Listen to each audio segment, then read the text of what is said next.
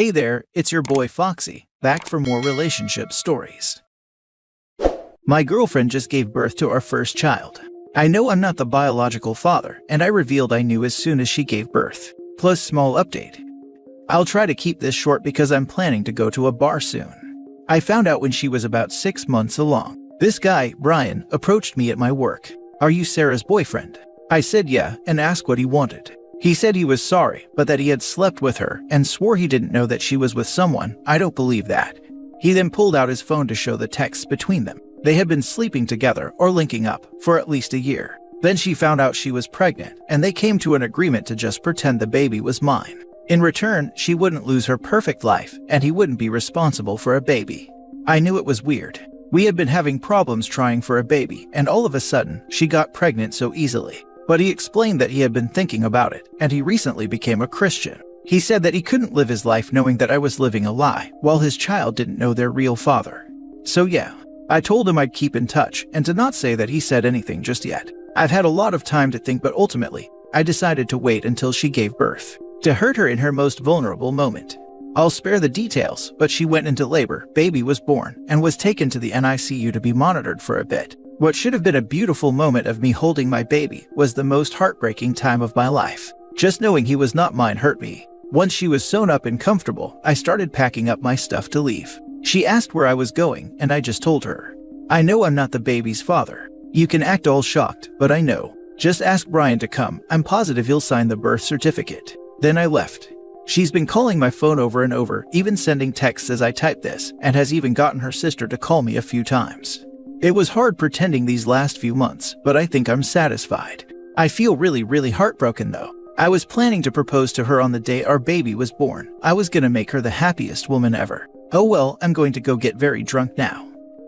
Now for the top advice before reading the update. I did a sigh of relief when I saw you're not married to this woman. Take power from that. You can move on much easily. Same. Good riddance. I'm so sorry. No one deserves this. The crap she pulled is absolutely evil. It will get better with time, and you will be happy again with someone who deserves you. Go ahead and let her and Brian deal with this situation on their own. Shoot, I'm relieved he didn't sign the birth certificate. Some states consider him the actual father at that point.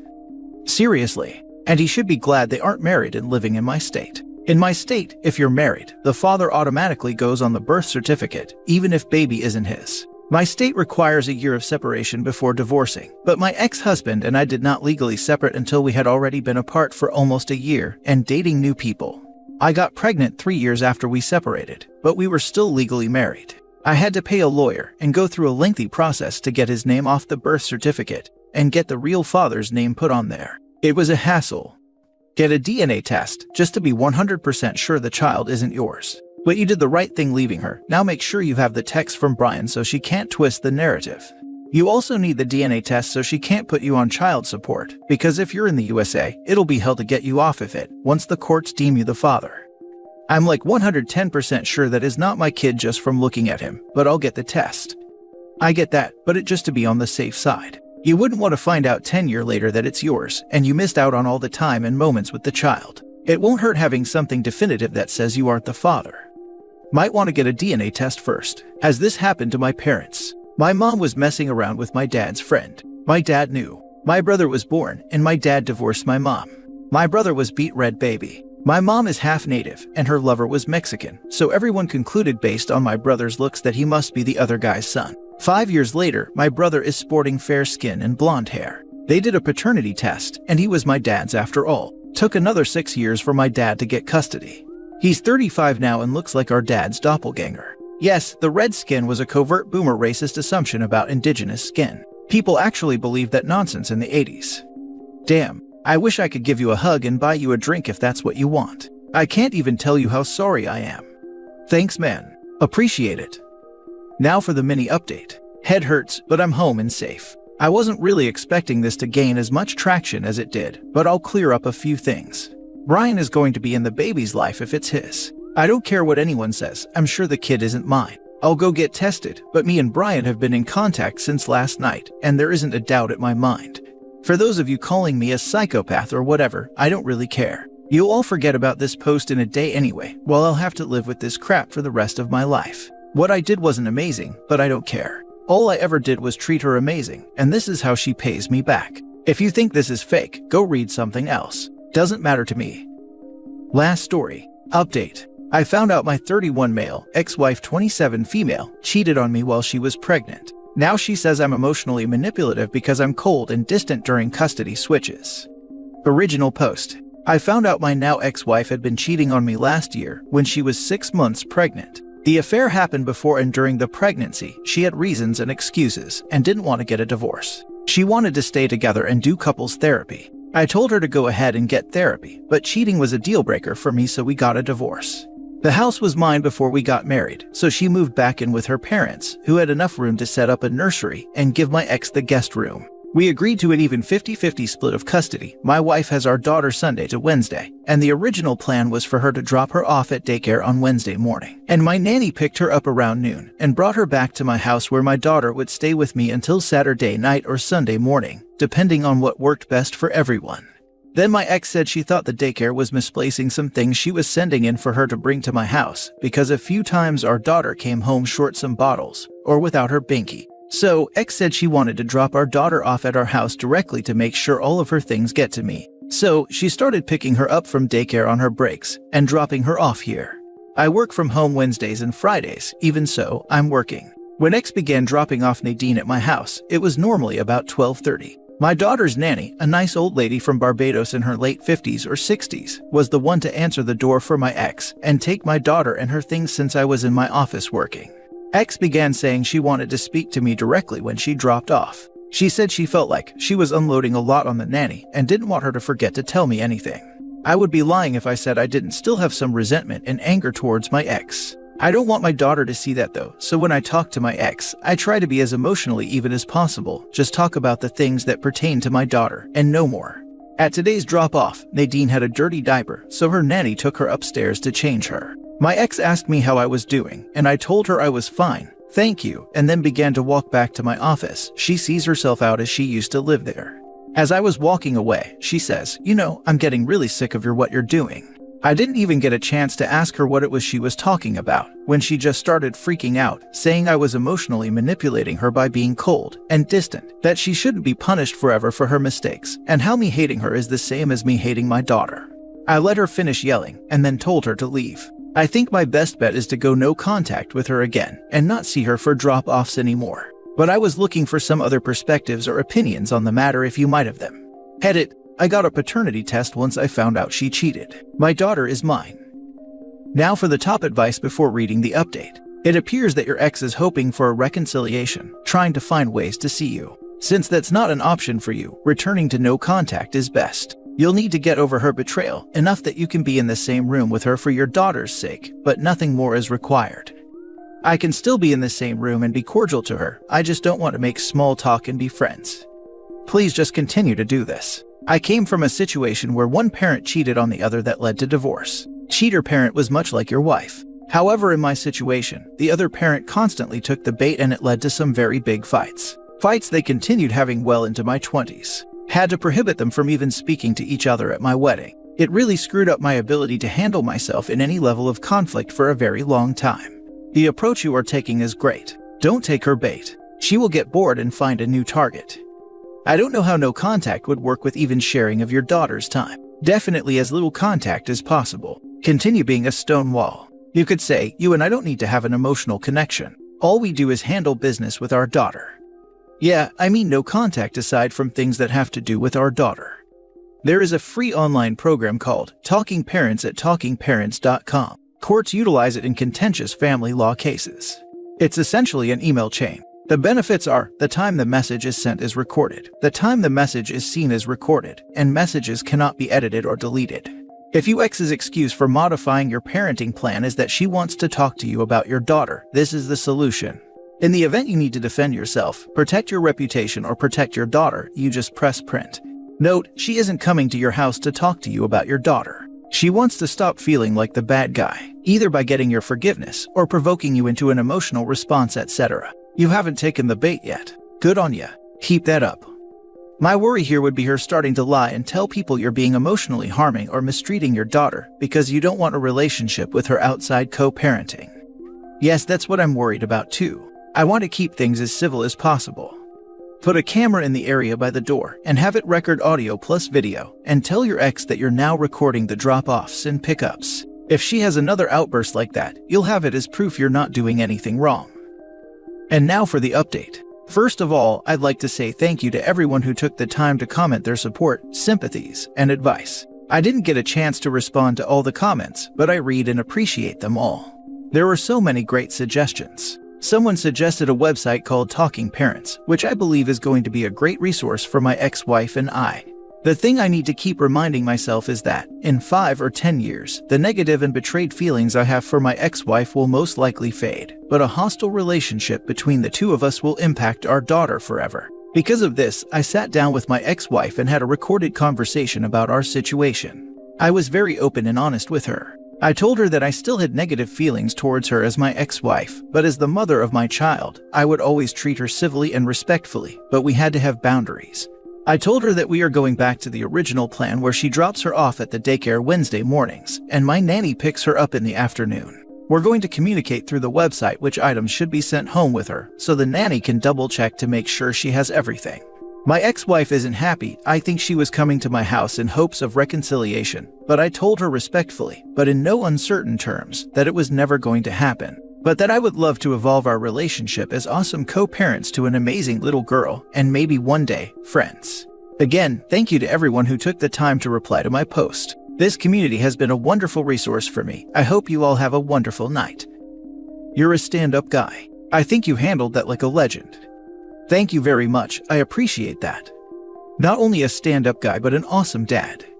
I'm glad to see that those communication websites and tools are working for you. They're great because they protect both parties by making everything transparent. I don't know if this was mentioned previously, but have you had a paternity test? You don't need your ex's permission to get one. It's a simple cheek swab for your daughter and you. Something to think about, especially due to the infidelity. Even if you plan to raise the child as yours regardless of paternity, knowing the truth will be important for her medical history, and it's information your daughter is entitled to have. That sort of delusion doesn't go away overnight. Expect her to weaponize the kid. That's why I'm trying to cover all of my bases by staying civil and recording all communication.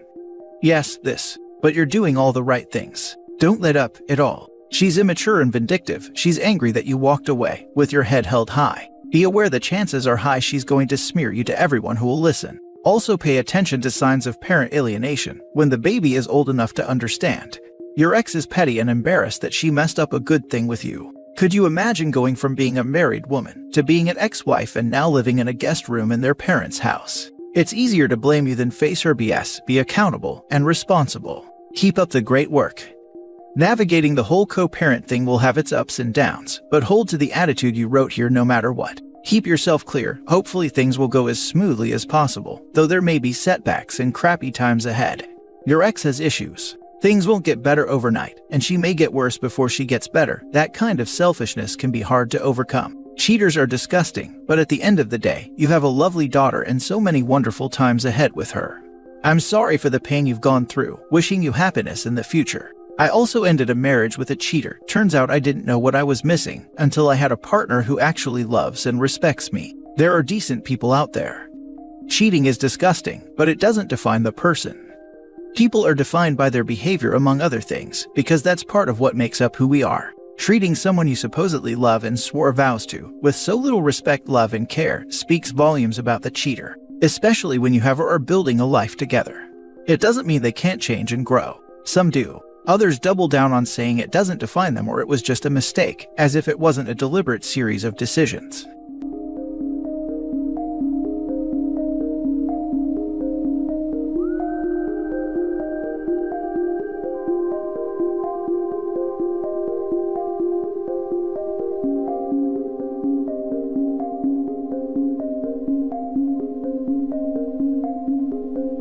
Hey there, it's your boy Foxy, back for more relationship stories. Update. My wife and her best friend accused me of having an affair, then got angry when I didn't have one. Original post. I, 31 male, and my wife, 29 female, had a baby last December. It was a traumatic birth, and my wife developed postpartum depression. While she was originally going to go back to work after the birth, she's been struggling enough that we decided to wait until our daughter was a year old and reassess. She has been going to therapy weekly. With my wife home full-time, I've had to work increased hours. This is something we discussed prior to making this decision, and she knew this from the start. A few weeks ago, my boss approached me about a project that would require a lot of overtime in a short amount of time. It would both be great financially and for my career. I talked to my wife about it, and she agreed that I should say yes to my boss. For the 4 weeks I'd be working on this, my mother-in-law and her best friend, Jessie 29 female, would come help out with some of the duties that I typically do. Jessie is a stay-at-home mom with a 4-year-old and a 2-year-old. She began coming over during the day and would watch the kids with my wife. 3 weeks into the project, it became clear that we'd need a few more weeks to get it together. I went home that night and talked to my wife about it. She said she was okay with it, but got very cold in the days after. It wasn't unusual behavior over the past few months, so I didn't think much about it and tried not to take it personally. During the last week of the project, I got home one night and saw that Jessie was still at the house. I didn't think much about it, said hi to her and my wife, and then went to go check on our daughter. Before I could get to her room, I heard Jessie say something along the lines of, "He doesn't even stop to greet you. Definitely a sign." I turned around and asked what it was a sign of. Immediately, my wife started crying, and Jessie started accusing me of having an affair. She told me that I must hate my wife because she has PPD, and I'm not attracted to her because she gained weight from the pregnancy. Neither of these things are true. I'm trying my best to help my wife through her PPD while supporting our family. And I think she looks great how she is right now, she just hasn't wanted to be intimate, and I haven't pushed. Jessie then demanded to see my phone. I told her no. She told me that's a sign that I'm guilty. I told my wife that I would let her see my phone if she wanted to. She nodded, and something inside me broke. I guess it was the thought that she actually believed I was having an affair that really got to me, and that she didn't trust me after everything we've been through. Well, she looked through the phone and there was no evidence. Jessie started saying that I deleted the evidence. She started screaming and woke up our daughter, so I told her to get out of the house. Eventually she left, and I went to calm our daughter since my wife was still on the couch crying. When my daughter was asleep again, I sat down by my wife and tried to talk to her about what's been happening. She told me that she's been worried ever since I started working all the overtime. I told her that we'd talked about how good of an opportunity it was, and she agreed to letting me take on this project. She said it was very suspicious to increase the length of the project. I told her that sometimes that happens. She wanted more evidence, so I showed her messages and emails with timestamps from work and pay stubs showing the overtime. She said she believed me and was sorry for doubting me. It was just that Jessie had been telling her that these were all signs that I was cheating. I asked her why she believed Jessie more than me and why she didn't come to me with her concerns. She didn't have a real answer. It's been a couple weeks and the project is over. I actually scaled back and am trying to work a little less than I was before the project so I can spend more time with my wife and daughter. But I feel so burnt out trying to do everything and becoming resentful because in the back of my mind, I know that my wife doesn't trust me. I ask myself, what happens the next time I have a project? Or I have to run errands one day? Or if I have a business trip? Am I going to come back every time to accusations that I'm cheating? I've tried bringing it up a couple times, but my wife tells me it's not the time and that she's tired or sad. I try to be mindful of her feelings, but I wonder if that means that I can never have any of my own. I'm not sure what to do here. Any advice for how I can move forward? Now for the top advice before reading the update. You need couples therapy and to ditch Jessie. I agree with this. This is a horrible friend to your wife. She needs therapy. I've had PPD and it's the most horrible mental experience, and if you guys don't get help and disconnect from this Jessie person, she may try something worse. Best of luck. I'm wondering why Jessie was around so much in the first place and if there are any alternatives. It sounds like Jessie path of least resistance herself into wife's home. Wife is probably lonely and needs another adult to talk to. I'm curious if she can join a group, maybe for new moms, or maybe just a general hobby group to help her stay grounded and socialized. She's in an incredibly vulnerable place right now. I'm glad she came around, and it makes sense that OP is hurt by this. Both of them could probably benefit from axing Jessie, replacing her with some good influences, and taking some time to reconnect. This is a horrible situation, made worse by your wife's friend, who is possibly projecting her own relationship issues on you guys. I would go to couples counseling and keep reassuring your wife that you love her. Depression makes you think crazy things. I hope the best for you. This sounds to me like Jessie is projecting onto your already very vulnerable wife. I'm happy to hear your wife is already seeing a therapist and totally agree that couples counseling is important. But just so you know, your feelings are valid. You are pushing yourself too hard and stretching yourself too thin. It's okay to feel the way you do, but please make sure you address your feelings. Don't bury them because it's not the right time. It won't ever be the right time, which is where couples counseling can come in to help force the conversation.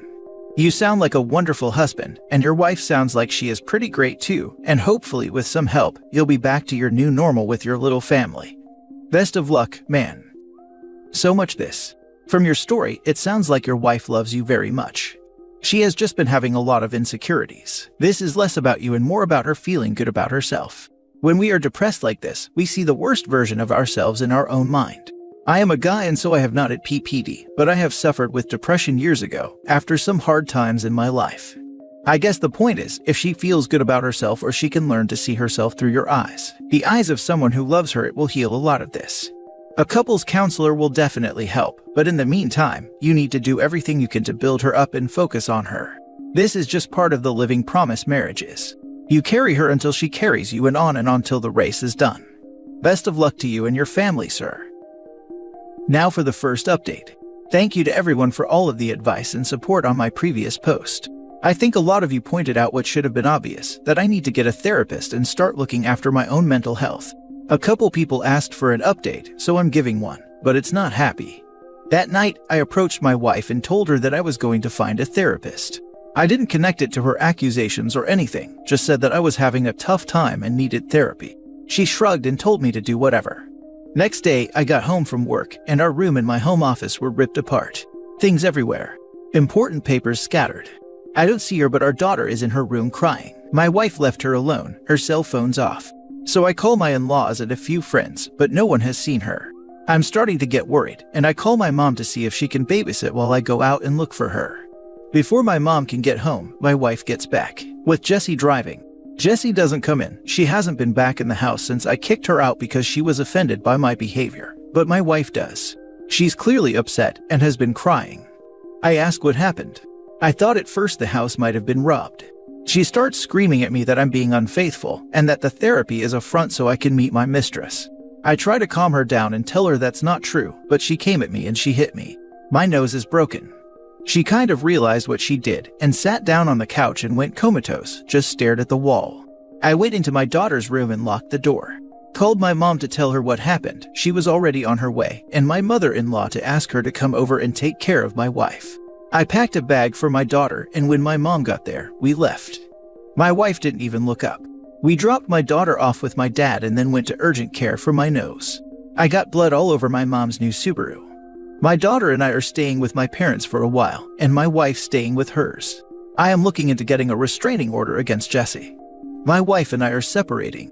I love her, but I won't live with someone who hurts me and who could potentially hurt our daughter. I am not going forward with a divorce yet, with the hopes that my wife will get the treatment she needs and we can work things out. My in-laws told me that they're looking at inpatient treatment at a local hospital. But I also have everything well documented in case of an eventual custody battle. My heart's broken because I know this isn't my wife, this is a sickness in her mind. But I need to keep myself and our daughter safe and give her the space to recover. I'm hoping that this is the right decision. Thanks again, everyone. Screw Jessie.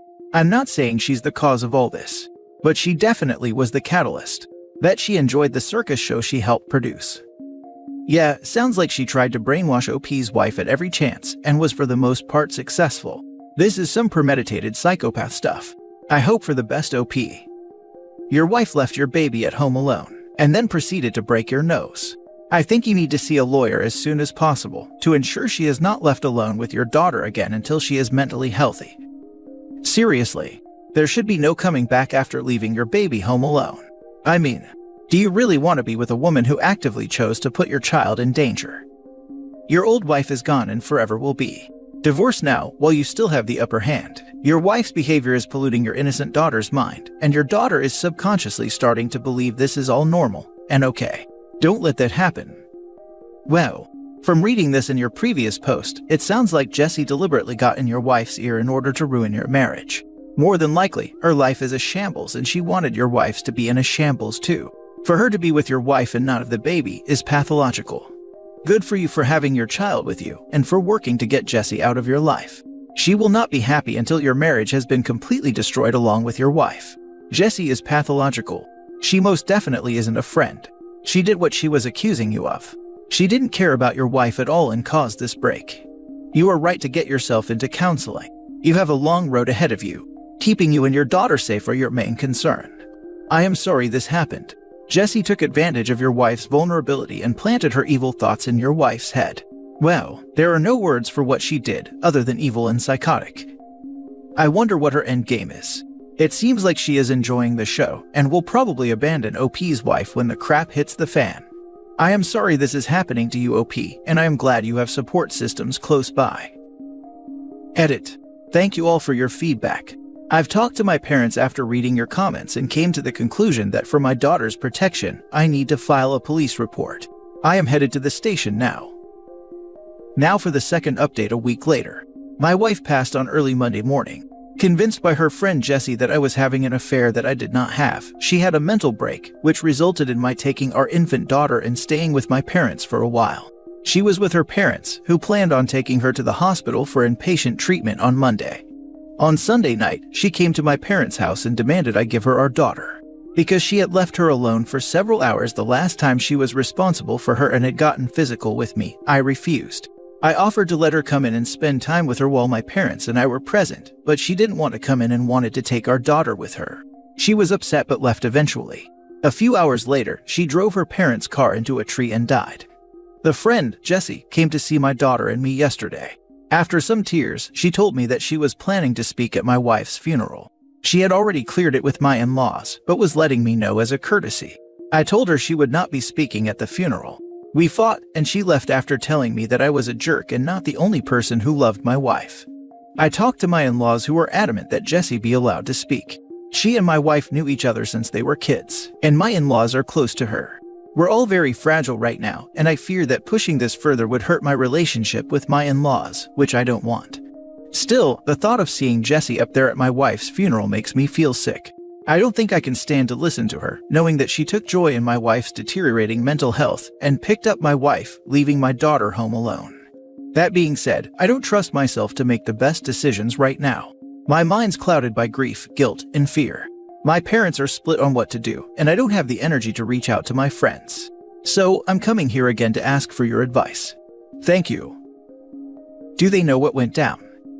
They do, to an extent. They know she accused me of an affair and was with my wife while our daughter was alone. I don't think they understand the extent it went on. They said that they don't really want to hear anything about it, since they've already lost their daughter and don't want to lose Jessie too. If you don't want Jessie in your life, even peripherally, you're going to need to tell your in-laws that they can keep her or keep you and their granddaughter, but not both. And they need to hear the true extent of Jessie's involvement.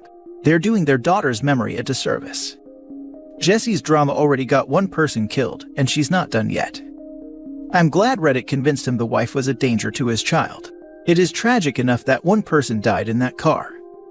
A few years ago, I was caring for the child of a self-harming person for a few weeks while she was in a care facility. When she got out, she was staying with me and acting erratic. She snapped and got scary. She stormed out of my house and sped away in her car. When she came back, I refused to allow her to take her child away without her husband present. To this day, she says I kidnapped her child, and she hates my guts. The relationship is over, but I would do it again because I was certain she'd end herself and the child by getting in an accident. All I could think was that I had to protect the baby. As a father of 2, 3 and under, I've read this and been wondering how I would describe her death to his daughter when she is older if I were in his shoes. What a sad situation. I would say she was very sick. Her brain was telling her things that weren't true, and she lost her fight with it. She was also getting so really bad advice from some of the people around her. It wasn't about loving daughter. Any negative feelings were what she feared she lacked, not anything that daughter lacked. It has to be incredibly hard. I don't envy him this conversation, but I am glad he didn't let his wife take their daughter that night. Yeah, to be honest, I wouldn't even add in about the other people. All that leaves the child with is extra questions that they will eventually want answers to. And honestly, since Jessie is not going to be a part of the girl's life anyway, what would the whole point be in kind of hinting that there's more to the story? And creating this hatred in the daughter's heart that is not going to serve a purpose or have a resolution. If I were OP, I would just share memories of how her mom was before her depression, her interests, talents, quirks, habits, likes and dislikes. Since OP and his wife were married in around 30-ish, I'm making the vague assumption their child was something they planned and wished for. So I'd talk about that too. Make it very clear that OP's wife had love for her and wanted to be her mom. Despite the depression, those were her feelings towards her daughter. Then tell her that after she was born her mom got sick, and she died because of it. Maybe when OP's daughter is an adult, he could talk more openly about the details. But I think for a kid it's enough to know that mom was sick.